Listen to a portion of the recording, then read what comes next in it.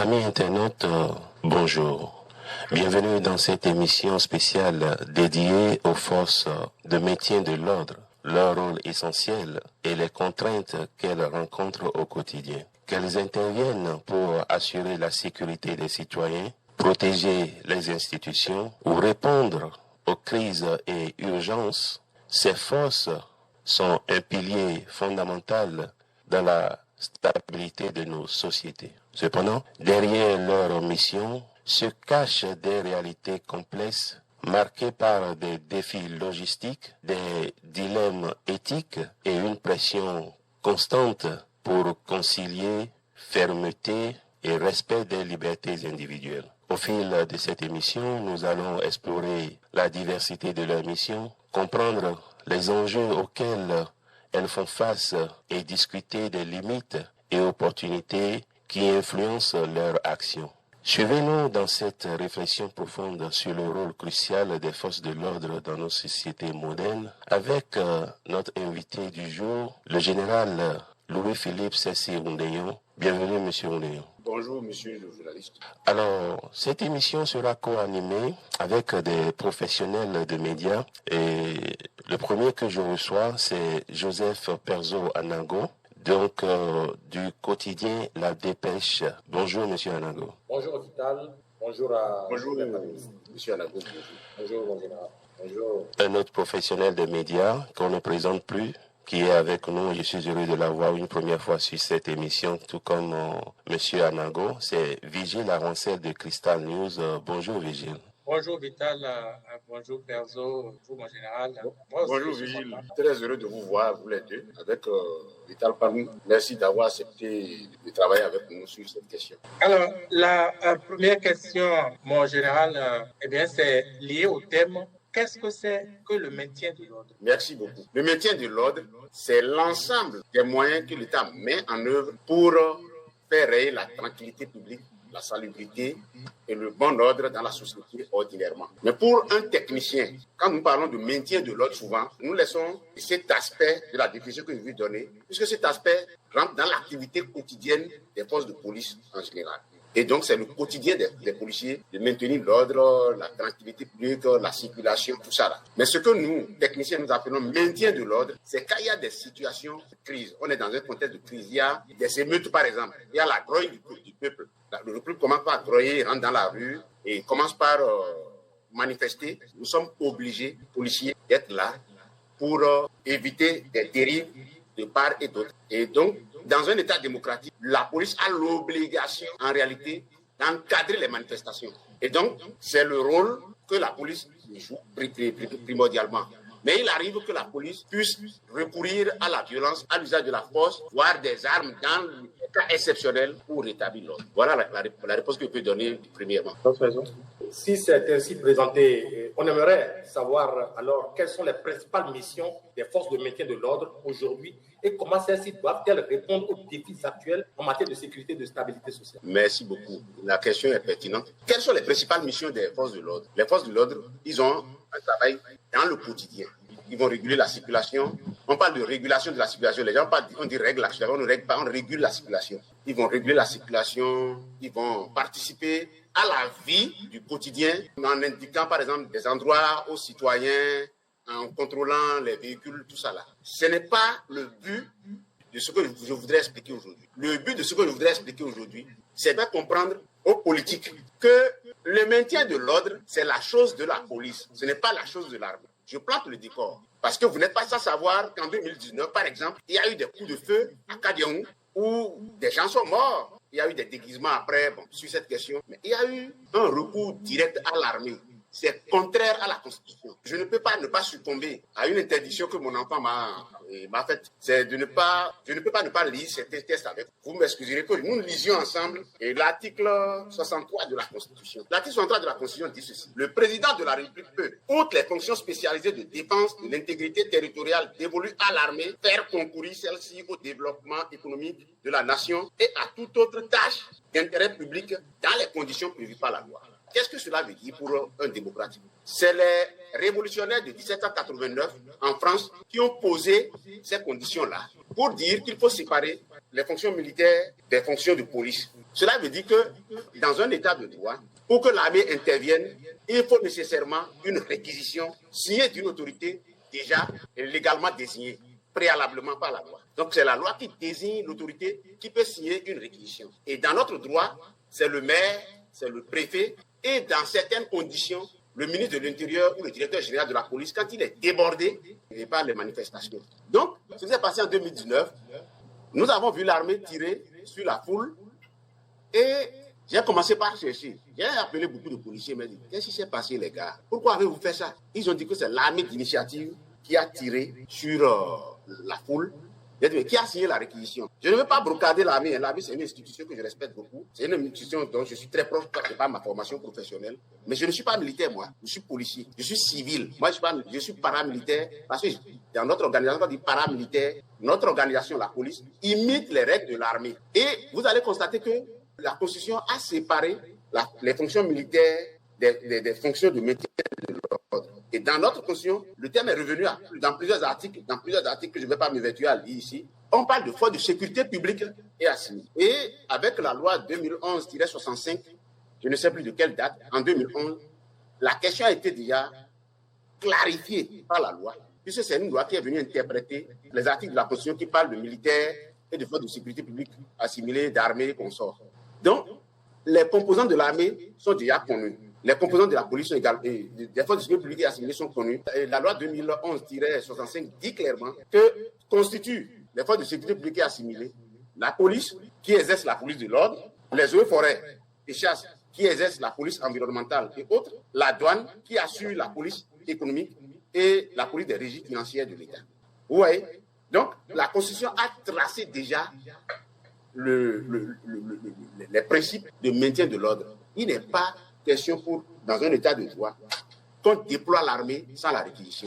Monsieur Moudéon, excusez-moi, monsieur Moudéon, puisque vous faites référence aux événements de 2019, est-ce que vous voulez dire par là que l'armée serait intervenue? Est-ce que les balles sous lesquelles sont tombées des paisibles populations, des paisibles citoyens, ça peut être des balles provenant de l'armée et non de la police? Est-ce que vous voulez dire? J'ai suivi les événements depuis 1962 dans ce pays. Je sais qu'il y a eu une affaire Jobbeware, quelque chose comme ça, dans les années 65-62, où la police ou l'armée a tiré sur la foule. Je n'ai pas le contact du professeur Olo, sinon je n'ai pas pu avoir les documents. C'est la seule fois que moi je vois la police, depuis 30 ans que j'appartiens à la police, c'est la seule fois que j'ai vu la police ou l'armée tirer sur la foule. Mais vous voulez parler de l'affaire Boïki plutôt? Affaire Boïki, oui.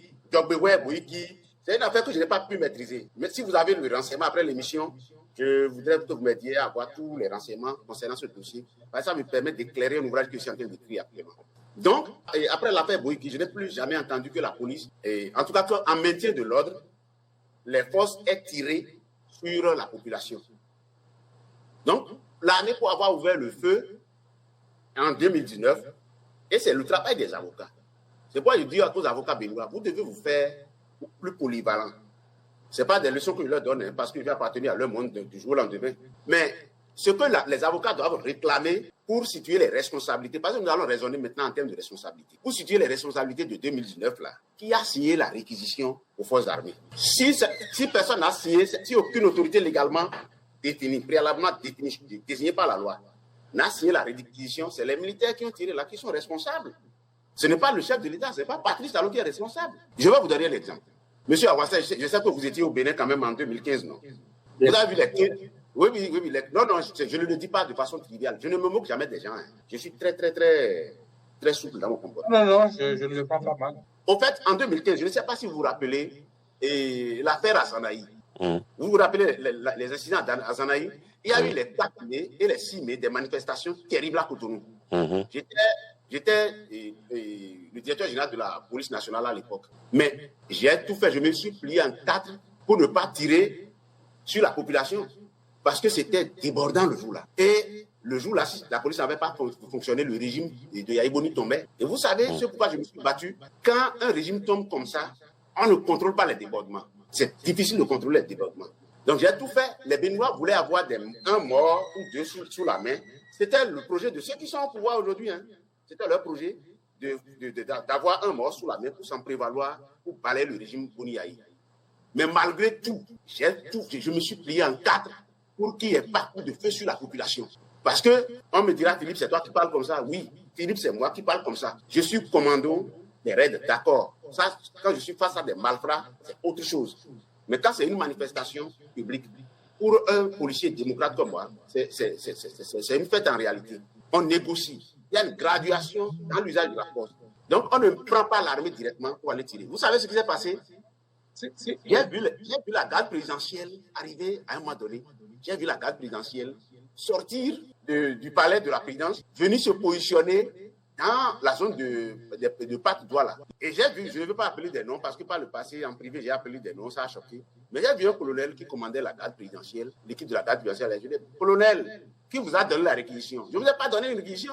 Et le préfet ne vous a pas donné de réquisition. Le ministre de l'Intérieur n'a pas donné de réquisition. Retournez dans votre position. La situation est sous contrôle. À 4 h du matin, j'ai maîtrisé la situation. Et ça, je le dis avec beaucoup de fierté aujourd'hui. Parce que je n'ai pas de mort sous la main par rapport à une manifestation publique. La manifestation, ça fait partie des éléments de la démocratie. Quand les gens manifestent, je me rappelle un jour où les gens devraient manifester, les enseignants devraient manifester. Et les préfets, tout le monde, les politiques sont difficiles. Hein. Ils étaient tous braqués. Les gens ne vont pas manifester. Je dis, les gens vont manifester. Ils ont dit, mais on ne peut pas dire ça. Je dis, mais les gens vont manifester, je vais encadrer. Et j'ai encadré la manifestation des enseignants jusqu'à la primature pour que les gens aillent lire leurs motions. Et c'était fini quand il y a manifestation pour... Oui. Mon général. Oui. Bon, cela me semble un peu biscornu, certaines explications que vous avez données. Parce que vous avez cité tantôt 2 exemples à votre connaissance où l'armée ou la police a été amenée à tirer sur les populations. Enfin, si je vous ai bien suivi. Par contre, depuis un certain nombre de temps, à moins que ce ne soit d'une période à une autre, mon général. Sinon, ce que nous constatons, depuis un certain nombre de temps au Bénin, il y a d'inexplicables bavures et des exactions de diverses formes, y compris des tirs à balles réelles sur les populations que vous aviez soulignées. Mais ce n'est pas seulement 2 exemples. On peut rappeler quelques exemples, dont le cas de l'étudiant Dieudonné Diao, abattu sur le campus d'Abo Bekalabi le 20 mars 2020. Le jeune Martin Runga, tué par un binôme de policiers en patrouille nocturne à Crévier. Je dis bien, je pèse bien mes mots, policiers à Crévier. Les nombreux morts enregistrés, vous les aviez soulignés tout à l'heure au cours des événements du 1er et 3 mai 2019, aussi sont là pour servir de témoignage. Alors, il apparaît dès lors que les forces de maintien de l'ordre, y compris sur la police, ont utilisé des armes létales contre les populations, dans des cas qui ne le méritent pas, de mon point de vue. Alors, je voudrais m'en arrêter là pour demander, mais doit-on aujourd'hui considérer que tout ceci est passé en perte et profit et demeurera impuni et qu'aucun compte ne sera demandé ni aux auteurs, encore moins aux commanditaires, puisque vous aviez dit que celui qui a tiré est responsable. Et ça, cela me rappelle le concept de la baïonnette intelligente.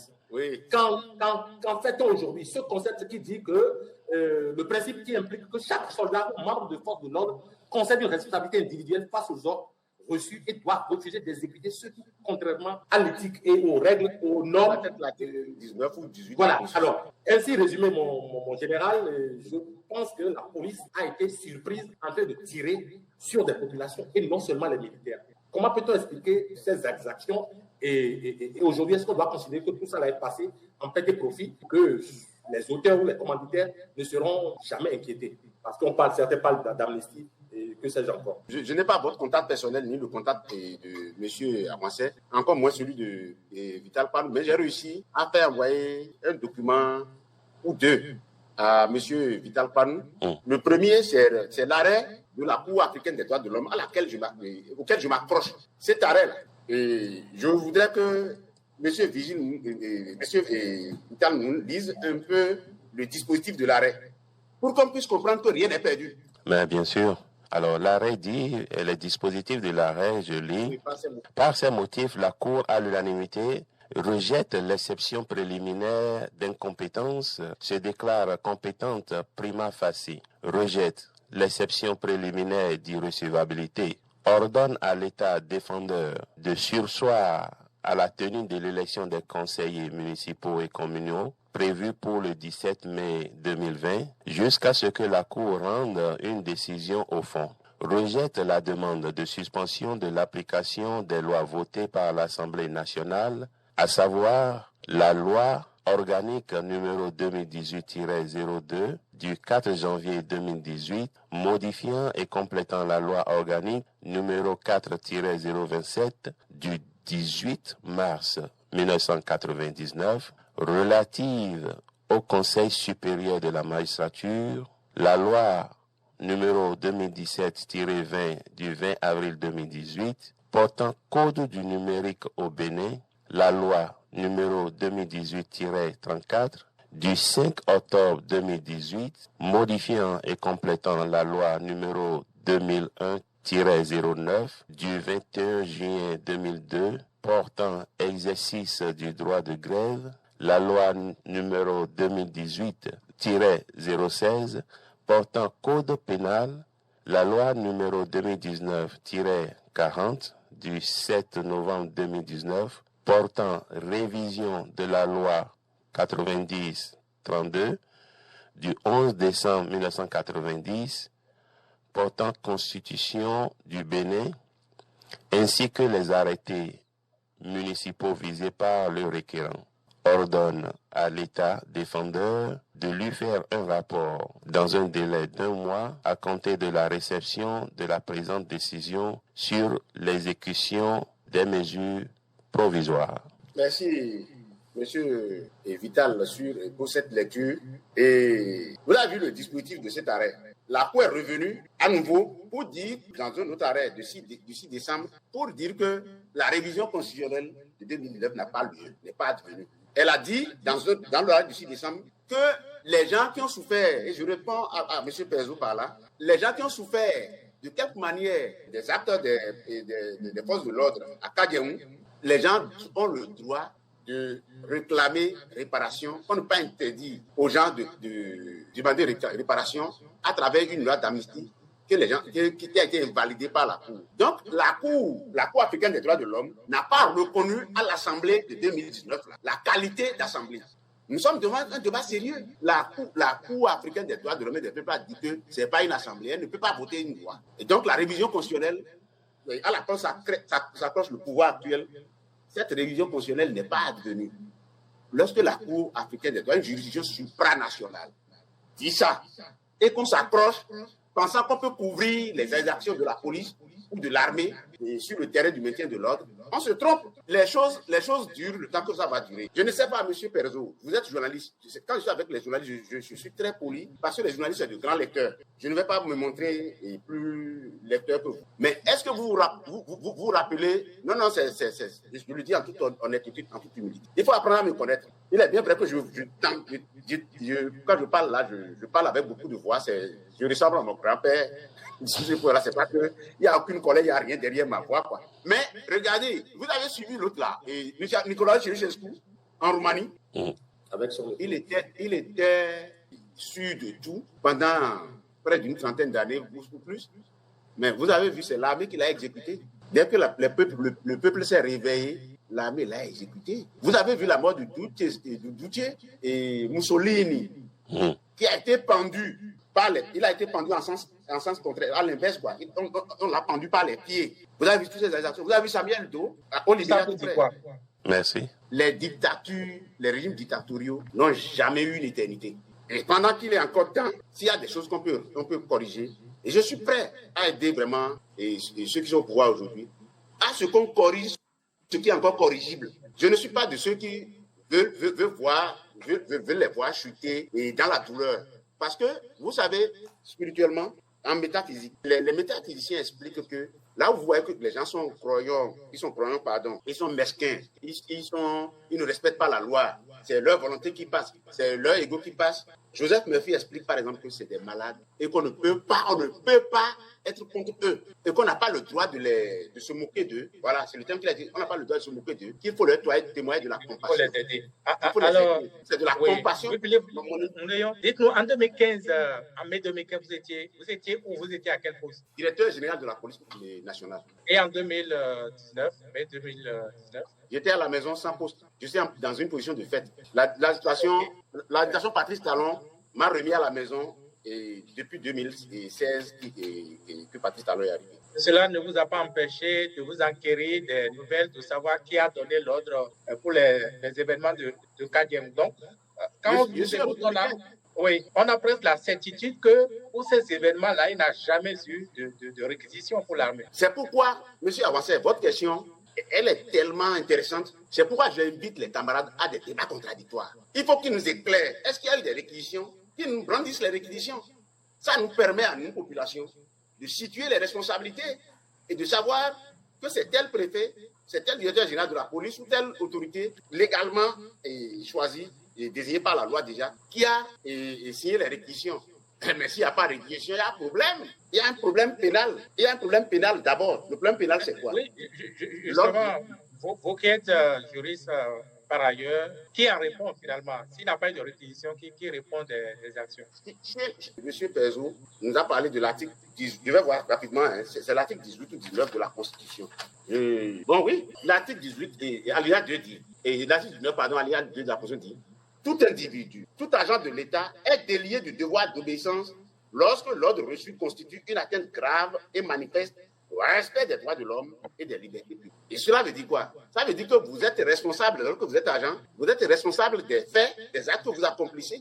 Ce n'est pas... Et les militaires ne perçoivent pas ces notions juridiques souvent. Je ne dis pas qu'il n'y a pas d'intellectuels dans l'armée. Hein. Ils sont de grands intellectuels. C'est de grands physiciens, de grands médecins. Ils sont très intellectuels aussi. Mais sur le terrain du droit, les militaires commettent l'erreur de croire que l'État s'auto-suffit. C'est-à-dire le pouvoir s'auto-suffit, c'est faux. Il y a l'arbitre qui est là. L'arbitre, c'est le juge. Nous, lorsqu'on agit, lorsque le policier, lui, agit, vous savez qu'il est entre le marteau et l'enclume. Ce qui fait que lorsque vous voulez accomplir des actes, messieurs les journalistes, je vais vous poser une question. Ce n'est pas mon rôle, mais je vais vous poser une petite question et je réponds à la question. Vous n'avez pas vu qu'on a entendu mon nom dans des affaires très sulfureuses à un moment donné au Bénin? Les affaires empoisonnement et tentative de coup d'État. Empoisonnement, tentative de coup d'État. Il y a beaucoup d'affaires où je suis intervenu, j'ai pris position. D'accord? Mais depuis que ceux qui sont en face là, depuis que Patrice Talon est là, pourquoi il n'a pas fait un procès? Ça, je lui pose la question ta fois. Et j'ai dit... la dernière fois que je suis prêt à faire la Tchapodi avec, pourquoi il n'a pas demandé à sa justice de venir m'arrêter et pour les faits de l'époque? Les faits ne sont pas encore prescrits. S'il n'y a pas eu tentative d'empoisonnement, il n'y a pas eu tentative de coup d'État, il n'a rien eu. Et que je suis venu à la télé parler normalement quand il a eu le pouvoir, avec toute la justice qui est à son service aujourd'hui, son rôle c'était de dire, Philippe, va croupir en prison. Mais quand j'apprends dans les coulisses que c'est des armes qu'on veut déposer maintenant chez moi, ou dire que je suis subversif, ou bien de la drogue. J'ai été policier, je n'ai jamais vendu la drogue. Je suis dans une maison à 4 pièces ou 5 pièces au plus. Je n'ai pas d'état conçu par... Je n'ai pas vendu la drogue, je n'ai pas participé à ces choses-là. Pendant que j'étais en fonction. Et maintenant que je suis là, et je suis à la retraite, je dispose de quelle garantie pour me hasarder dans la drogue ou bien dans la subversion? Mais ne fayez pas d'ignorer la capacité de nuisance d'un régime, je ne désigne pas de régime particulier, qui détient la force, l'armée, tout ce qu'on peut, les finances et tout. Si le régime quelconque décide un jour de faire ployer un citoyen le plus honnête, le plus transparent, le plus crédible, oui, c'est-à-dire sous les tropiques, pensez-vous que cela ne lui réussirait pas? Monsieur Pezo, oui. Je ne vous ferai pas l'affront. Je vous dis que les journalistes sont à l'affût de l'information. Vous avez écouté mon professeur Olo. En fait, je ne voulais pas dire certaines choses à un moment donné. Vous avez vu que ce qu'il est venu dire, il a défini le coup d'État comme étant nécessairement l'acte de quelqu'un exerçant un pouvoir institué. Nous sommes d'accord? Vous pensez que cette définition qu'il a donnée là est perdue? On nous a parlé de coup d'État de Bokar Olivier et de Omeki. Si le procureur de la Criette était à l'écoute, il doit pouvoir maintenant requalifier les faits. Il n'y a rien de gaillé sur terre. Il n'y a rien de gaillé. Il vaut mieux respecter le droit et s'adosser au droit. Vous allez peut-être arrêter quelqu'un aujourd'hui, le jeter en prison, faites ce que vous voulez. Mais oubliez-vous le truc là. Et la phrase de Gambetta, le guide, comment on l'appelle, il a un nom très intéressant là. Et Gambetta, il disait que les opinions sont comme les clous. Le commis voyageur de la République, c'est son nom ça. Le commis voyageur de la République en France disait que les opinions sont comme des clous. Vous avez beau mis une dame comme Rikiat Madou en prison. Vous avez beau mis un professeur brillant et brillantissime comme le constitutionnaliste Joël Aïvor en prison. Vous avez beau mis les bouquets Olivier, demain vous aurez encore les Joël Aïvor. D'autres Joël Aïvor qui vont naître. Les opinions sont comme des plots. Plus vous leur frappez dessus, plus elles s'enracinent. Et ça, moi je suis aujourd'hui Joël Aïvor. Je suis Rekiat Madougou. Je suis Narcisse Tometine. Je suis Théodore Olo. Je suis Batoko Ousmane. Je suis les Béninois qui, en réalité, défendent la démocratie. Que Patrice Talon nous laisse notre constitution, parce que la clé est là, la clé de la paix est là. Juridiquement, la constitution, elle est ordonnatrice, plus que l'arbitraire du souverain qui procède du légicentrisme, et plus que l'arbitraire qui est au service du souverain. La constitution est ordonnatrice, c'est pas moi qui l'ai dit, c'est Georges Burdeau qui l'a dit. Alors, vous mettez Louis-Philippe Mondéon, nous allons revenir à la responsabilité au cours du maintien de l'ordre. Vous avez dit, n'est-ce pas, que chacun a réponse, selon l'article 19 de la Constitution, si j'ai bien répondu, mais on sait aussi que d'ordinaire, c'est l'ordre du chef de l'unité, c'est l'ordre du patron que les gens suivent. Moi, je n'ai pas encore en mémoire, disons, la désobéissance d'un agent policier ou d'un militaire à ce jour. Ah bon? Je vais vous donner l'exemple. Moi, j'ai des exemples de désobéissance. Et vous savez, ils vous diront, mes aînés, hein, ils vous diront, on est très orgueilleux, ou bien il est poli, il est mal éduqué, il est suicide. Ce n'est pas ça, hein. Ce n'est pas que j'embête quelqu'un. Hein. Quand on veut faire quelque chose, moi, quand j'étais en fonction, quand on veut faire quelque chose qui ne respecte pas la loi, je vous dis, on ne fait pas comme ça. Et le président Boniaï, le président Boniaï, que je respecte beaucoup, vous dira le plus difficile des hommes en uniforme que j'ai géré s'appelle Philippe Mondéon. Je vais vous donner deux exemples concernant le président Boniaï. Je ne sais plus en quelle année, il y a eu une plateforme de l'opposition, c'est en 2013, ça doit être en 2014.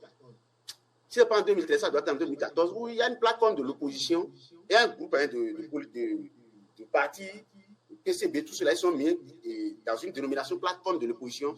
Et ils devraient fêter le 11 décembre 1990. Ils devraient marcher pour fêter le 11 décembre 1990 pour célébrer la Constitution. Pour célébrer la Constitution. Ce que je dis là, c'est ça. Je n'ai pas le droit de le dire comme ça, mais je le dis pédagogiquement. Vous savez que, est-ce que vous savez que préfet, ministre, président de la République, ils se sont opposés à cette manifestation? Et j'ai fait le va-et-vient pour le palais de la présidence et mon bureau, le ministère, toute une semaine pour convaincre le président de la République, les ministres, à ce qu'ils laissent les gens marcher. Parce que ils ne voulaient pas du tout, les politiques ne voulaient pas du tout voir les gens marcher. Et bref, j'ai dû travailler avec le ministre Komi Kouché pour lui dire, vraiment, il faut nous aider à laisser les gens marcher. Parce que ne pas les laisser marcher, c'est ça qui va amener problème. S'ils marchent, là, ils vont se disperser, c'est fini. De consensus en consensus, comme on a pu faire. Nous avons pu proposer aux politiques que les gens de la plateforme de l'opposition marchent à Papa. On a défini l'itinéraire pour venir à l'Étoile Rouge. Et que les gens du parti du président Boniaï, comment s'appelait ce parti-là à l'époque? FCBE, les gens de FCBE, les partis affiliés, marchent de l'Étoile Rouge vers le stade de l'amitié et que tout le monde fête la démocratie. Mais si vous savez ce que j'ai subi, affaire Zanaï, j'y reviens. Mais ça, ce n'est pas une désobéissance. Vous avez été un conseiller plutôt.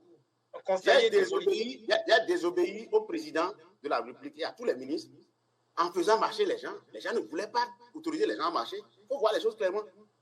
J'ai désobéi. Et c'est de discussion en discussion. J'ai eu l'idée, je ne sais pas comment j'ai été inspiré. J'ai eu l'idée de dire au groupe de militaires, de policiers qui étaient du côté du président, du côté des ministres, pour dire on ne va pas les laisser marcher. J'ai dit, mais faites marcher les vôtres aussi si vous voulez. Célébrez la démocratie au même moment que. C'est de là où j'ai eu l'exutoire. Affaire, comment on appelle? Affaire, monsieur Pézou, une minute. Candidat Zanaï. Affaire candidat Zanaï. Quand candidat Zanaï a proféré des injures contre le président Boniaï, je ne sais pas ceux qui sont allés conseiller le président Boniaï. Et il a demandé, il nous a appelé un certain nombre, procureur général et sur un truc là, comment on appelle, un greffier, des gens comme ça, ils étaient un certain nombre, y compris le chef du service de renseignement de l'époque. Il nous a convoqués et il nous dit, il va falloir arrêter candidat Zanaï. Je lui ai dit non, président. On ne pourra pas arrêter candidat Zanaï parce qu'universellement, il y a 2 corps de règles qui constituent la notion d'immunité parlementaire. Et parmi les 2, il y a ce qu'on appelle l'irresponsabilité parlementaire, la règle de l'irresponsabilité parlementaire. Ces 2 règles, l'inviolabilité parlementaire, je ne vais pas en parler, mais l'irresponsabilité parlementaire ne nous permettra pas d'arrêter un député qui a mis des opinions ou qui a décidé de dire des choses dans le cadre de l'exercice de son mandat de député. Et je lui ai donné au président de la République à l'époque l'exemple de Roselyne Seblo qui a dit qu'elle allait se mettre nue. Je dis elle se serait mise nue, que personne ne pouvait l'arrêter pour attentat public à la pudeur. Parce qu'elle aurait fait dans le cadre de son mandat, l'exercice de son mandat de député. Donc elle était couverte, elle serait couverte de la règle, et par la règle de l'irresponsabilité parlementaire. Et vous savez, la réunion s'est terminée en queue de poisson entre le président de la République et l'autre groupe parce que j'ai été seul à prendre position contre. Vous avez été et vous savez ce qui s'est passé? Ils sont passés par derrière pour aller voir le président pour faire la plainte. Et le procureur de Cotonou, tout naturellement, envoie la plainte et envoie une convocation à Zanaï par le biais de la brigade de gendarmerie de la compagnie de gendarmerie de Cotonou. Mais le pays a flambé. Je n'aurais pas été là que ce ne serait pas ce qui s'est passé là. Donc, les gens auraient été oubliés et tués, effectivement. Moi, j'ai toujours désobéi à tous les politiques. Et on me connaît pour ça. Hein. Quand un politique commence par dire on va faire des choses, je dis non. La loi ne nous permet pas de faire ça. Donc, mais est-ce que ça veut dire qu'au cours de Boni Yahi, au cours du régime de Boni Yahi, tout était nickel en matière de maintien de l'ordre? Ce n'est pas selon tout des temps du régime de Boni Yahi tout seul. Il y avait Kérékou 2, c'était nickel. Et Nicéphore Soglo, c'était nickel. C'est lui qui a créé d'ailleurs les CRS. C'est lui qui a créé les raids, les unités spécialisées de la police. On avait déjà une culture de maintien de l'ordre avant l'arrivée de Patrice Talon. Et je veux qu'on restaure maintenant cette culture. Monsieur Oudéon, vous avez parlé tout à l'heure de la réquisition pour faire intervenir l'armée. Quels sont les types d'événements pour lesquels il peut y avoir réquisition de l'armée pour que l'armée intervienne? Très bien. Et pour appuyer toujours cette question, on a quand même eu 2 événements auxquels vous avez fait référence tout à l'heure. Le premier événement, c'est celui de 2015, avec les mouvements qu'il y a eu donc après la tentative d'arrestation de Azanaï, et puis les événements qu'il y a eu en 2019, d'accord, en mai 2019. Pour ces deux événements, bon, l'un des événements au cours duquel vous étiez encore DGPN et que vous avez pu contrôler cet événement, quelle est la sensibilité de ces 2 événements pour que pour l'un, l'armée intervienne et que pour l'autre, l'armée n'intervienne pas et on a pu circonscrire l'événement? Ok.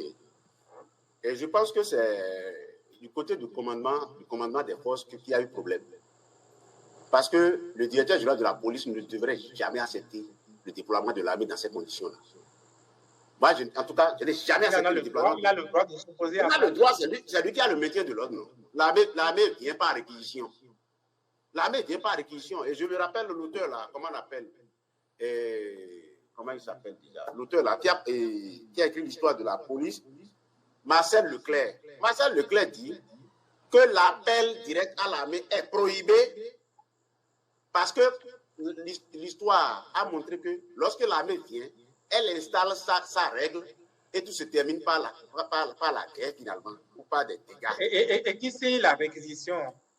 La réquisition, c'est l'autorité déjà préalablement désignée, qui est le maire ou le préfet. Je ne veux pas rester trop technique pour que les gens ne comprennent pas. Sinon, dans le droit administratif, dans le droit du maintien de l'ordre, vous avez le représentant de l'autorité à part, qui est distingué et séparé du représentant de la force.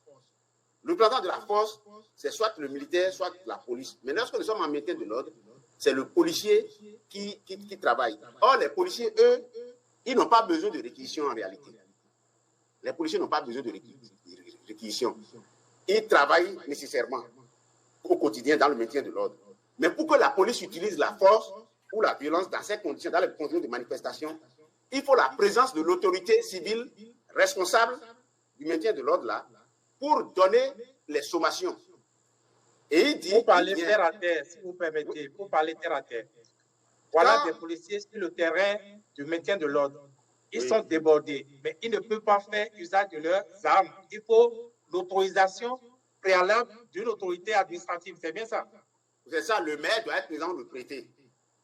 Je me finis à donner l'autorisation de... S'il y a manifestation, s'il y a manifestation, c'est ce que j'ai commencé par faire beaucoup de préfets, de maires à l'époque. Quand il y a manifestation dans votre circonscription administrative, c'est le maire qui sort. Et il est paré des attributs de sa fonction, notamment l'écharpe tricolore. Quand on veut manifester contre lui, mais il n'a pas sorti, non? Il doit sortir. La loi lui fait obligation de sortir, monsieur Panou. Si quelqu'un vous dit le contraire, il n'a qu'à venir à un débat contradictoire. Alors la loi fait manifester contre lui. Quand vous voulez manifester sur le territoire d'un préfet, d'un maire, il a l'obligation de sortir. Il porte l'écharpe tricolore. Vous écoutez comment dit-on, ce que vous voulez, l'émotion à la fin de la marche. Si c'est une marche. Il est tenu, non, c'est par rapport à l'usage de la force qu'il est tenu d'être là.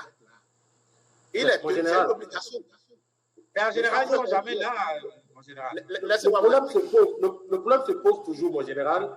Eh bien, lorsque la police, je parle bien de la police est déployée sur, par exemple, le campus d'Abomey-Calavi. Et il advient même que l'un des étudiants soit abattu par la police républicaine. Pour être clair, en ce moment précis, quel était l'équilibre des forces en présence pour qu'on en arrive à cette extrémité? Et jusqu'à l'heure où nous parlons, comment peut-on justifier cet état de choses? Puisque depuis qu'on en a... Oui, juridiquement, je vous dis que c'est injustifiable. Celui qui a tiré va en répondre. Celui qui a tiré sur l'étudiant va en répondre. Parce que dans les campus, dans les établissements scolaires, il y a la franchise. On parle des franchises scolaires et universitaires. Et donc, c'est le chef d'établissement qui est responsable, qui est l'autorité civilement responsable, qui va ordonner l'usage de la force ou des armes. On ne se lève pas pour aller sur un campus pour aller tirer. Si vous faites ça... Vous, déjà, au temps de Bourignaï, si vous permettez, vous aviez déjà occupé le campus d'Abomey-Calavi tout le temps, en permanence, mon général. J'ai toujours eu les réquisitions du recteur. Je me rappelle un jour, le recteur à Ouanou, Norbert, il s'appelle, il me semble, un monsieur très sympa. Oui, Norbert à Ouanou, oui. Oui, je me rappelle un jour, je n'étais pas présent, mais il était arrivé juste dans mon bureau pour me donner la réquisition.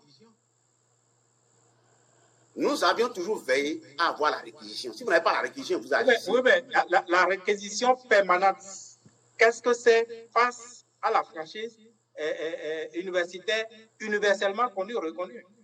La réquisition n'est jamais pas permanente. La réquisition est temporaire. C'est contextuel. C'est dans un contexte donné qu'on donne la réquisition. Mais vous aviez logé tout le temps sur le campus, c'est ce que nous savons. Oui, mais on avait la réquisition, c'est ça que je vous explique. En permanence, alors? On était en permanence sur le campus. Mais on n'était pas là pour utiliser la force. Je parle de l'usage de la force. Je ne parle pas de la présence de la police sur le campus. Mais à côté de... N'est-ce pas l'usage, à cause de l'usage que la franchise universitaire est définie? Oui, c'est ça. La présence policière elle-même, rien que la présence policière est un problème dans ce cas, non? Oui, si le chef d'établissement ne vous autorise pas, vous, la police, le chef de l'université, le recteur ne vous autorise pas, policier, il ne vous demande pas de venir maintenir l'ordre, vous ne pouvez pas venir. Vous n'avez pas le droit d'être sur le campus. Est-ce que la police a le droit d'aider le chef de l'établissement, le recteur, à violer la loi, la franchise universitaire? Non. D'habitude, quand vous voyez, c'est les policiers qui expliquent les choses même aux autorités civiles. C'est nous qui leur expliquons, voici votre rôle, voici votre rôle. Donc, quand il y a manifestation, le recteur doit être là. Et c'est le recteur qui donne la sommation. Il donne 3 sommations. Il dit, comme le maire, comme le préfet dit, après c'est le test, que les bons citoyens se retirent. nous allons faire usage de la force. Il peut dire, nous allons faire usage des armes. Et il dit, première sommation, deuxième sommation, troisième sommation. Il répète ça 3 fois, hein, pas de façon saccadée. C'est parce que nous sommes sur l'émission, il faut gagner le temps. Il met un temps pour permettre aux gens de se retirer. Et il le fait avec ses attributs, notamment l'écharpe tricolore, si c'est un maire ou un préfet. Et il utilise des signaux sonores et voire des signaux lumineux également pour faire remarquer sa présence sur les lieux. Et donc, il y a tout un protocole, un cérémonial dans le maintien de l'ordre. Ce n'est pas ce que les gens font là. Est-ce qu'il arrive qu'il délègue ça au chef de l'unité sur place, par exemple? Il peut déléguer ça à un commissaire de police. Le maire peut déléguer cette autorisation à un commissaire de police. Ou dans le bon vieux temps, on avait des inspecteurs de police, un officier de police. Mais qui est obligé d'avoir les trucs là, et son écharpe tricolore. C'est pourquoi les commissaires de police, sur les lieux de manifestation, quand ils sont délégués par les autorités civilement responsables, ils ont l'obligation de mettre leur écharpe tricolore. C'est pourquoi vous allez voir, si vous suivez normalement le défilé des commissaires de police, vous allez les voir souvent en écharpe tricolore. C'est en signe de leur symbole de représentant de l'autorité civile. Les commissaires de police là, que vous voyez, ce n'est pas des représentants de la force chez nous. Hein. Ceux qui commandent la force, c'est autre chose. Il est bien vrai, il y a des unités où les commissaires de police peuvent commander. Mais quand on prend une CRS, ce n'est pas les commissaires, souvent c'est des officiers ordinaires, des officiers de certains échelons qui commandent. Mais est-ce que quand on est sur le terrain, on a le temps de pouvoir prendre, disons, la réquisition alors qu'on est débordé par la manifestation? Non, très bien. Vous posez une très bonne question. Votre question est très intéressante. Si vous êtes sur le terrain et que vous êtes obligé de défendre, si les policiers sont obligés de défendre leur position ou les installations de l'État par la force, nous sommes dans la situation de légitime défense. Ils peuvent légitimement utiliser la force. Mais quand il s'agit d'une manifestation comme la manifestation de Kagem ou la manifestation de 2015, la manifestation à Sanaï par exemple, le préfet est tenu d'être là. Il s'agit d'une manifestation sur la voie publique. Si ça n'a pas été fait comme ça, il y a problème. Le maire est tenu d'être là. Quand le préfet n'est pas là, quelle est l'attitude de la police normalement? La police ne fait pas usage de la force sans l'ordre de l'autorité légitime. Est-ce que l'autorisation peut venir par téléphone? Oui, quand c'est la police, oui. Mais quand c'est l'armée, jamais. Je vous relis l'article 60 de la Constitution qui dit que, je vais vous relire l'article 30 de la Constitution. Le président de la République peut, outre les fonctions spécialisées de défense de l'intégrité territoriale dévolues à l'armée, faire concourir celle-ci au développement économique de la nation et à toutes autres tâches d'intérêt public dans les conditions définies par la loi. La condition définie par la loi, c'est la réquisition à la force armée. L'armée ne peut pas intervenir en maintien de l'ordre sans une réquisition. En général, oui. Mais tout à l'heure, vous avez parlé de l'usage de l'arme. De quelle arme s'agit-il dans le cas précis? Très bien. Dans le maintien de l'ordre, très bien. Oui, merci beaucoup pour cette question. Au fait, dans le maintien de l'ordre, il y a une gradation dans l'usage de la force. Il y a une gradation. Il y a une réquisition générale.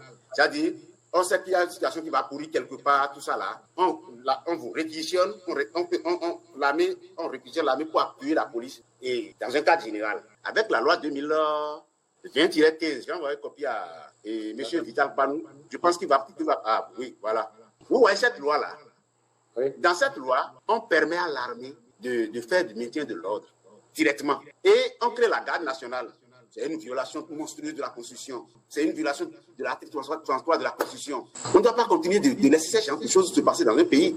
Et des militaires s'entraînent pour le maintien de l'ordre. Ça ne date pas d'aujourd'hui. Ceux qui sont avec le président Patrice Talon aujourd'hui, je les connais pour la plupart comme militaires. Ces grands conseillers militaires.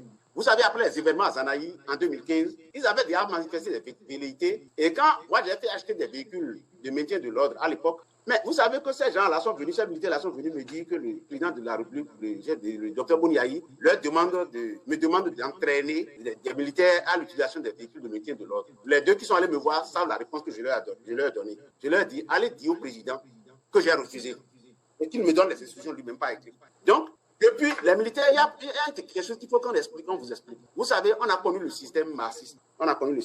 Et dans le système marxiste, le maintien de l'ordre obéit à une doctrine de guerre psychologique et fabriquée et au cours de la guerre d'Algérie. Si je me mets à faire ce développement, on va être trop long. Regardez cet ouvrage-là, par exemple. Cet ouvrage-là, vous avez vu, la République, son armée face au péril subversif, et qui était le communisme à l'époque pour eux. Donc, la guerre psychologique, la doctrine de la guerre révolutionnaire, en réalité, permet à l'État de mettre l'armée et la police sous un même commandement. Et pour faire le maintien de l'ordre, tout le monde est sous un même commandement. C'est pourquoi nous avions eu, à l'époque, la milice populaire sous le PRPP, et nous avons eu les forces de défense et les forces de sécurité publique. Donc, il y avait un embrouillamini, un imbroglio, qui a été créé par l'ordonnance de 75, il me semble, par le général Kékou. Et donc, les militaires, forts de ce passé-là, veulent toujours venir intervenir dans le maintien de l'ordre. Ce n'est pas leur rôle. Ce n'est pas leur rôle.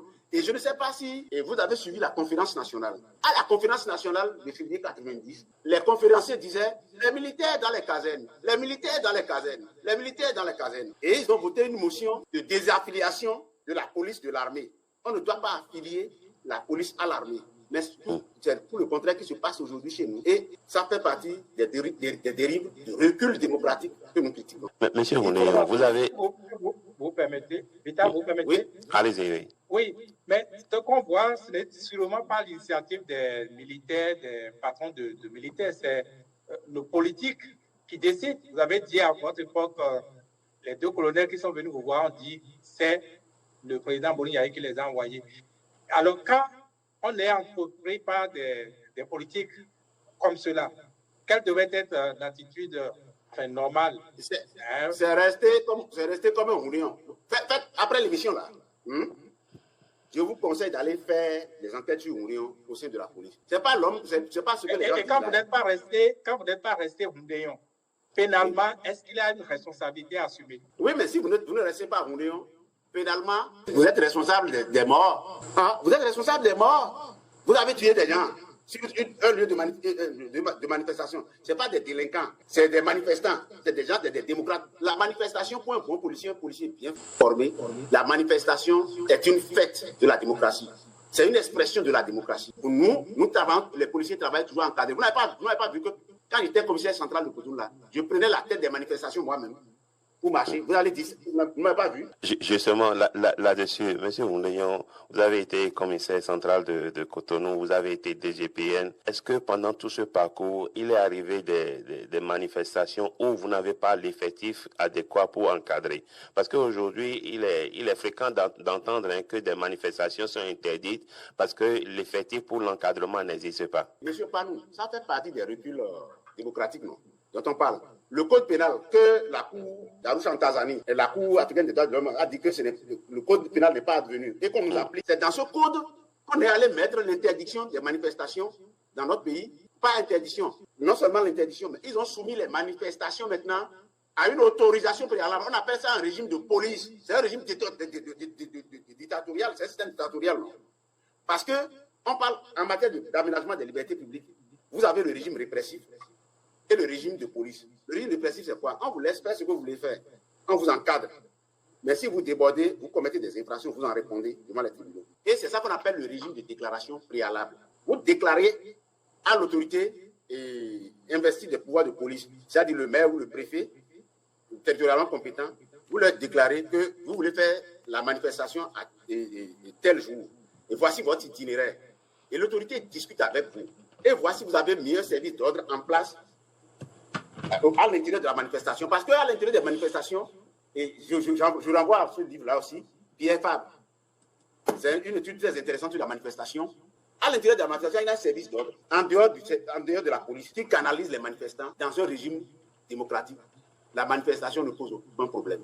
Et comme l'a dit Marcel Leclerc, on a dépassé les états où aujourd'hui, une simple manifestation de rue peut faire tomber un président. Donc les gens cessent d'être obséquieux sur ces questions-là. Maintenant, vous avez le régime répressif et le régime démocratique. Mais quand on met dans un code pénal qu'il faut d'abord l'autorisation d'un préfet ou d'un maire avant de manifester, nous sommes passés dans un régime de police qui est un régime dictatorial. Il faut dire les choses clairement. Et ce n'est pas moi qui le dis, c'est les livres de liberté publique qui le disent. C'est des choses contre lesquelles nous devons nous mobiliser. Nous tous. Pour faire des choses que nous devons contre lesquels nous devons tous nous mobiliser pour dire que c'est la norme internationale, c'est la norme démocratique même ça. Mais bon, en général, si c'est une norme, cela devrait faire partie des principes en termes de formation, de renforcement de capacité des agents de la police républicaine ou des forces de l'ordre. Mais alors, vous qui êtes déjà à cette étape aujourd'hui d'expérience, je voudrais savoir pourquoi on n'apprend pas ces b.a.-ba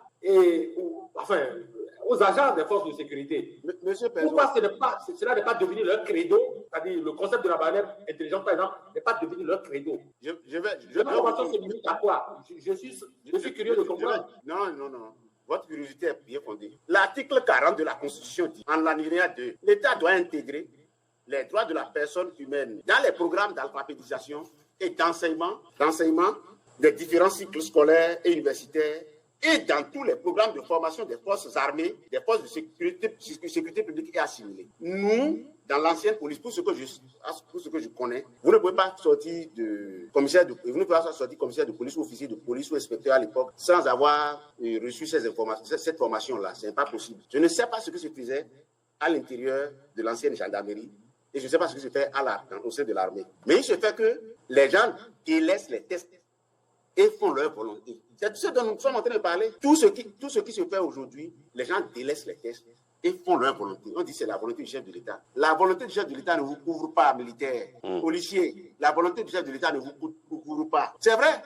Elle n'est pas la loi. Elle n'est pas la loi, puisque regardez tout l'acharnement qu'on a eu contre moi, contre ma personne. S'il avait fait des choses qui ne respectaient pas la loi, je serais en liberté. La roue tourne et le pouvoir change toujours de main.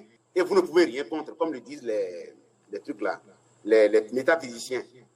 L'univers, le cosmos bouge, il est toujours en mouvement et vous ne pouvez rien contre. Et comme le dit Joseph Murphy, que j'aime souvent citer, vous allez vous retrouver, lever un matin et vous allez apprendre que la révolution fait rage quelque part, ou qu'un nouveau chef de l'État ou un nouveau roi a pris le pouvoir quelque part d'autre. Donc on n'a rien, on n'a aucune garantie en tant que militaire, même magistrat.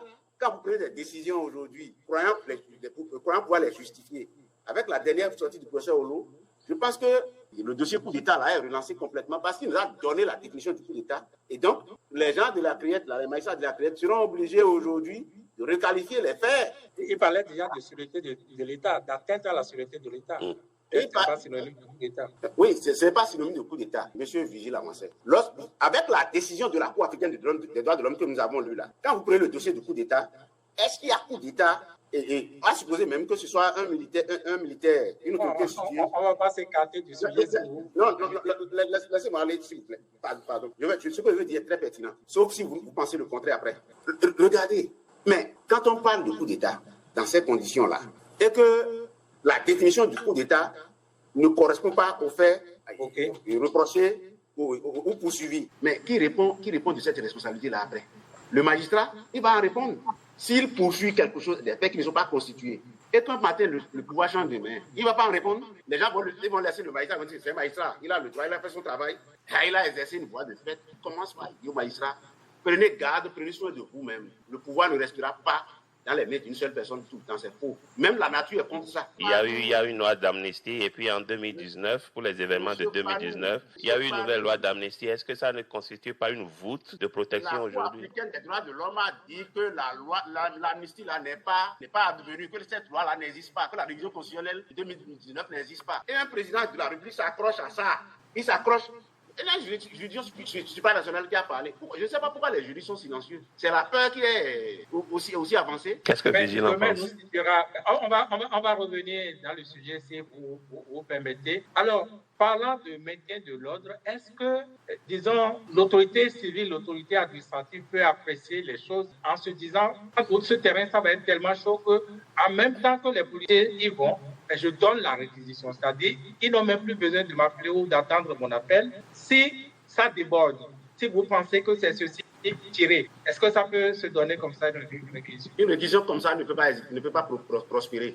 Et je vais vous donner l'exemple. Vous savez, au fait, Je suis physiquement peut-être un peu jeune, apparemment, mais j'ai déjà 29 ans de service avant qu'on me mette à la retraite d'office. Donc, j'ai une expérience terrible en la matière. Quand moi, je suis venu aux affaires et que j'ai constaté que les maires et les préfets ne vont pas sur les lieux des manifestations, j'ai commencé par dire au commissaire, amener le préfet sur le terrain des manifestations. Quand il y a eu les événements à Sanaï, ce que Père Son a certainement, il ne m'a jamais pardonné. Azadé Placide, je suis allé le sortir de son bureau, je lui ai remis l'écharpe tricolore. Je lui ai dit, monsieur le préfet, allez sur le terrain, surtout le 6, pour le 6 là. Et il transpirait bien. Et c'est son rôle. C'est son rôle, non? La loi dit que c'est son rôle. Si nous ne nous approchons pas à la loi et que nous sommes dans la complaisance, c'est pas bien pour nous. Moi, aucun recteur n'a eu l'opportunité de me déployer sans une réquisition. Aucun préfet. Quand un préfet m'appelle, je dis, où est la réquisition, préfet? Où est la réquisition? Parce que vous avez toujours en tête demain. Vous avez toujours en tête, ça peut changer, je peux être passible. Vous savez que je suis l'un des policiers les plus critiqués au Bénin. Je fais partie d'un des policiers les plus critiqués au Bénin. Mais ce qui fait que mes collègues me critiquent, c'est cette rigueur interne à mon fonctionnement qui les gêne. Et les militaires n'aiment pas entendre ce que je suis en train de dire. Pour eux, il faut flatter le politique. Oh oui, moi, même on peut faire le maintien de l'ordre. La Constitution dit que vous avez une tâche, une mission de spécialisée de protection du territoire national. Et que s'il faut vous déployer pour d'autres missions, il faut nécessairement respecter les formes prévues par la loi. Et le droit de la force publique a été écrit par les révolutionnaires de 1989 qui ont été répétés dans la Constitution de 1989. Et on dit l'armée ne peut être déployée que sur réquisition. C'est pas difficile à retenir, non? Maintenant, si un militaire soutient un chef de l'État et il va tirer à Tchaourou, il va tirer à Bouroubéry, il va tirer à Guéné-Laga, il va tirer à Tchaourou, et Dassa, Kadiaoué consort, il en répond devant la loi. Il a répondu devant la loi. Et moi, ce que je vais dire aux avocats, c'est de commencer par demander les réquisitions que les militaires ont eu pour aller tirer sur certains terrains donnés. S'ils n'ont pas les réquisitions là, et je suis sûr qu'aucune autorité politique aujourd'hui, avec tout ce qui se dit aujourd'hui, avec le recul, si les autorités n'avaient pas signé la réquisition, ils n'auront plus de réquisition aujourd'hui, donc ils n'auront plus de garantie. Et demain, les tribunaux seront éloquents. Je connais les magistrats béninois. Ils seront éloquents.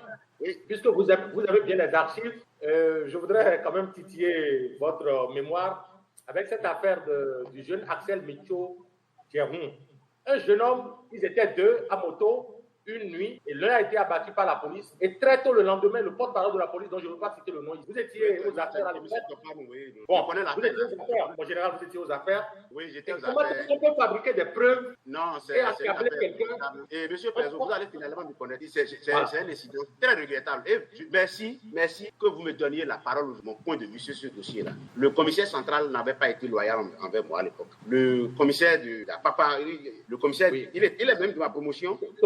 Très bien. Ils n'ont pas été du tout loyaux envers moi. Et nous, on avait cru en leur sincérité et le porte-parole avait pris la parole. Mais après, c'est après que nous avons vu que c'est la police qui avait tort. Mais quand vous avez tort là, qu'est-ce qui vous empêche de dire que j'ai tort? Nous avons tort. La police a tort dans ce dossier-là. On a eu tort dans ce dossier-là. Et moi, j'ai regretté le comportement du papa de l'enfant qui était dans la douleur, je le comprends. J'ai voulu le voir, j'ai voulu personnellement le voir pour lui dire vraiment mes condoléances et pardon. Parce qu'aucune justice ne peut rétablir la vie de quelqu'un qui est mort. Vous avez voulu faire ça après la justice ou avant? Avant même. Il est un colonel. Son papa est un colonel.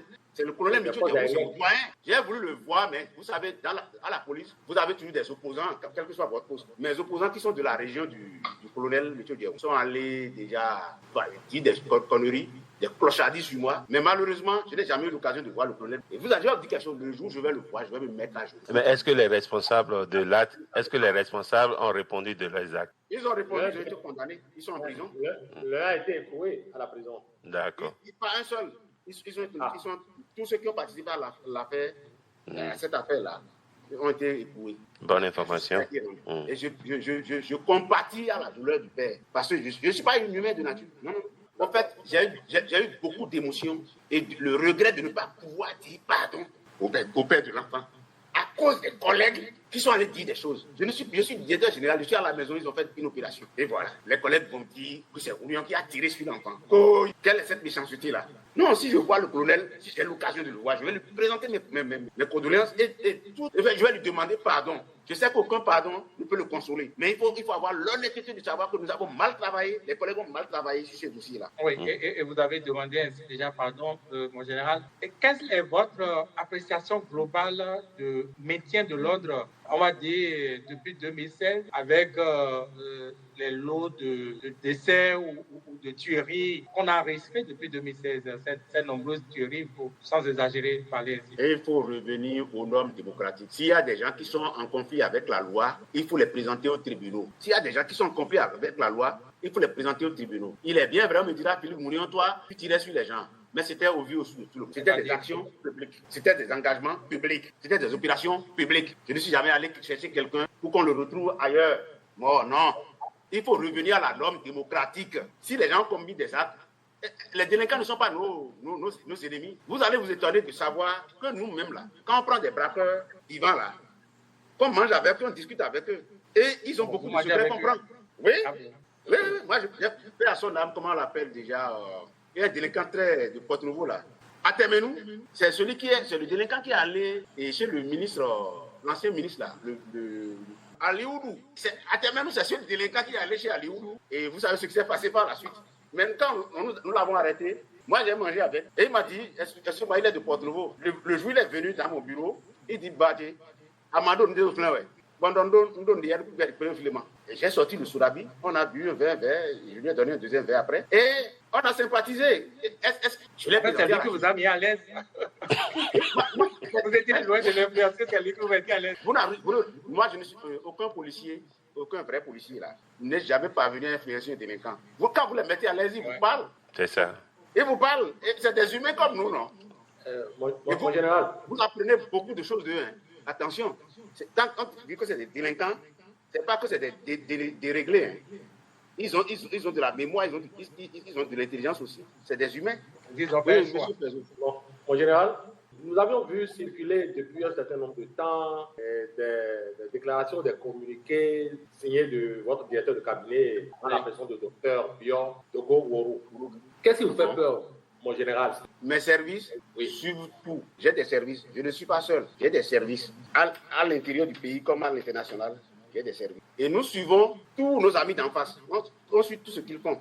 Donc, quand il y a eu cette affaire de coup d'État, par exemple, il y a eu des signaux de menace comme on va impliquer Mounion dedans. Et nous sommes sortis pour faire des mises au point immédiatement. Et depuis 3 jours, par exemple, on suit de près, on va aller déposer des armes ou de la drogue chez lui pour l'accuser, des trucs comme ça. Si nous avons ça, nous avons ces genres de signaux, nous faisons des communiqués pour les mettre en garde. Parce qu'après, il ne faut pas que les gens nient ce qu'ils veulent faire. Parce que vous savez que quand vous parlez là, vous dérangez le régime en place. Vous les dérangez sérieusement. Mais on n'est pas, moi, mes émissions, ce n'est pas dans le sens de les déranger. C'est dans le sens de contribuer à la démocratie. De contribuer à la démocratie. Et nous sommes dans une société que Pierre Rosanvallon appelle la société des égaux. Dans ce livre-là, Pierre Rosanvallon, nous sommes dans une société des égaux. Il faut qu'on quitte maintenant l'état d'exception. Nous sommes dans l'état d'exception. Il faut qu'on quitte l'état d'exception pour revenir au droit normal. Moi, ma lutte est là. Et ma lutte étant là, je ne peux que remercier les gens comme le professeur Oulu, le président Ousmane Batoko, M. Narcisse Tometi, tous ceux qui luttent pour la démocratie. Et je ne peux pas ne pas dire mon soutien à un Joël Aïbo ou à une Rikiat Madougou qui, au moins, servirait à autre chose dans un autre pays si on n'a pas besoin d'elle au Bénin. Les gens ont besoin d'elle ailleurs. Donc, ma lutte est là. Ma lutte, ce n'est pas une lutte quelconque. Et c'est ça, à ça que je dis. Je pense que moi, je vais inviter tous les Béninois, qui qu'ils soient, où qu'ils soient, filles comme garçons, enfants comme vieux, jeunes comme vieillards, de toutes les religions, de toutes les convictions politiques, je vais les inviter incessamment à une fête de la démocratie le 11 décembre prochain. Nous allons fêter la Constitution du 11 décembre 1990 pour montrer au régime en place qu'elle n'a pas réussi à réviser la Constitution. Pour autant, je ne vais pas dénigrer la lutte que mènent ceux qui travaillent pour la révision du code électoral. C'est leur vision. Ils mènent une action très digne d'ailleurs. C'est leur vision de la chose. Mais pour le juriste, une fois qu'il y a une décision de justice de la Cour africaine des droits de l'homme et d'Arusha en Tanzanie, qui dit que la révision constitutionnelle n'est pas advenue, la constitution qu'on nous présente là, de 2019, n'est pas la nôtre. Notre constitution, c'est la constitution du 11 décembre 1990. Et en le disant, je m'adosse en réalité à la décision de justice tribunal d'Arusha en Tanzanie et de la Cour africaine des droits de l'homme et des peuples d'Arusha en Tanzanie. Et donc, Je ne m'inquiète pas. Je ne suis pas inquiet. Et Jésus-Christ a dit ceci. N'ayez pas peur de ceux qui peuvent tuer le corps. Nous sommes d'accord? Ayez peur de ceux qui peuvent tuer l'esprit. Et c'est notre esprit démocratique qu'on est en train de tuer aujourd'hui. Parce que Joseph Diobenou lui-même, qui a contribué à la tuerie de notre constitution, là, il a dit que cette constitution a une âme dans le passé. Et Narcisse Tometti dit que notre constitution a une charge émotionnelle irrépressible. Et ceux qui ont donc rédigé cette constitution, il y en a qui sont encore vivants dans le monde. Et je pense qu'ils ont mis tellement de barrières que personne ne peut réviser cette constitution aussi facilement. On peut faire une loi, par exemple, constitutionnelle pour créer la Cour des comptes. Je pense que c'est la seule chose qu'on peut ajouter à notre constitution. Notre constitution a déjà très bien fonctionné par le passé. Il ne faut pas que les gens nous tombent sur l'anecdote. On ne doit pas nous tromper. Alors, si vous permettez, je vais poser cette dernière question-là. Alors, mon général, on n'est pas habitué à vous voir dans l'espace public de cette manière-là. On vous voyait sous d'autres formes hier, directeur général de la police nationale. Depuis un certain temps, vous sortez et vous n'arrêtez plus de sortir. Pour parler trivialement, c'est quoi le plan? Oui, l'engouement, c'est que je suis démocrate de formation. Le bon policier est démocrate de formation. Au cours de notre formation de policier, de commissaire de police, qui a une formation très corsée, je ne sais pas ce qui se passe aujourd'hui. C'est une formation très corsée. Vous êtes obligé d'étudier. Et quand vous êtes ouvert à l'esprit de démocratie et que Dieu vous a donné la chance d'avoir la parole libre, vous êtes obligé de vous mettre au service de votre peuple pour vous battre aux côtés du peuple contre l'arbitraire du souverain et du juge. Je me battrai. C'est une réunion politique ou simplement non, mais démocratie. Je suis non seulement figure de démocratie, mais je suis en même temps politique. Je suis fortement politique même. Il faut que cela se sache. Désormais, je suis politique. Ce dont nous parlons, ce n'est pas politique. Si les gens respectaient le droit, vous me voyez en train de défendre tout ça là aujourd'hui. Donc, je vais me battre en politique aux côtés de Adjavon, de Kémy Séba, de Rekiat Madougou, de Laïbor, de même Perzo, de Dizzy Lavancet, de Vital Panou. Je me battrai aux côtés de tous les Béninois avec toute mon énergie. Je me battrai jusqu'à la dernière goutte de sueur et de sang de mon corps pour que la démocratie soit restaurée au Bénin. Et vous ne craignez pas, vous n'avez pas peur. La peur. Vous n'avez pas peur. Je vais avoir peur de quoi aujourd'hui? J'ai été radié de la police, sans procédure. L'énergie que j'ai là, je vais la déployer en politique désormais. Et nous allons voir ce que ça va donner. Les Béninois devront compter avec moi demain, et à partir de maintenant, et pour toujours, ils doivent compter avec moi pour que nous puissions faire la fête de la démocratie. Notre pays nous faisait notre fierté. Quand on sortait, quand on allait à l'étranger, on voyait les pays où ça se passait comme ça, on riait. Mais je ne sais pas cette ruée des avatars que nous connaissons aujourd'hui pour répéter le professeur Olo dans son article Démocratie et revitaliser, démocratie émasculée. Quelle est cette ruée des avatars? Voilà nous devons combattre cette ruée des avatars. Merci pour cet entretien que vous avez trouvé assez court, bien que vous avez passé un temps assez long. Pas malade de la démocratie béninoise, la presse, bien entendu. Quel regard vous portez sur les actions de la presse? J'ai de la compassion pour les journalistes. Je vous donnerai un exemple ou deux rapidement parce que le temps est parti. Vous connaissez le journaliste qu'on appelle Aboubacar Takou, du Béninois libéré. C'est le journaliste qui m'a le plus insulté dans ma vie. Vous voulez parler d'aujourd'hui ou bien quand vous étiez aux affaires? Il s'est fait que Aboubacar Takou, c'est un jeune frère, il était derrière nous au collège. Il me semble qu'on le dénonçait d'1 an ou de 2 ans, je ne sais pas. Mais le jour où j'ai vu Aboubacar Takou, je lui ai tapé le dos, je lui ai dit, mais Abou, est-ce que toi là, tu n'auras jamais l'occasion de me flécher? Qu'est-ce que je t'ai fait? Et c'est là, il m'a dit, mais Fofo, à partir d'aujourd'hui, je ne prendrai plus position comme toi. Parce que je n'ai jamais su que tu allais me parler avec si tant de fair play. Et plus loin, il a été question de suspendre son organe de presse à l'époque. Je fais partie de ceux qui ont résisté. On devait l'arrêter, on devrait lui faire des misères. Je vous le dis aujourd'hui, je fais partie de ceux qui exprès ne l'ont pas vu pour l'arrêter à l'époque. Les politiques m'excusent beaucoup. C'est des choses que je n'aime pas qu'on fasse aux journalistes. Et il y a un autre journaliste qui m'a le plus insulté aussi,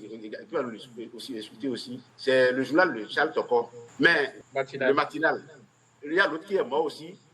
Mais Vincent Poli, vous savez qu'un jour, je suis rentré dans la rue, dans mon quartier, j'ai vu Vincent Poli. Il a dit, mais grand frère, comment ça va? Et tout de suite, il était étonné.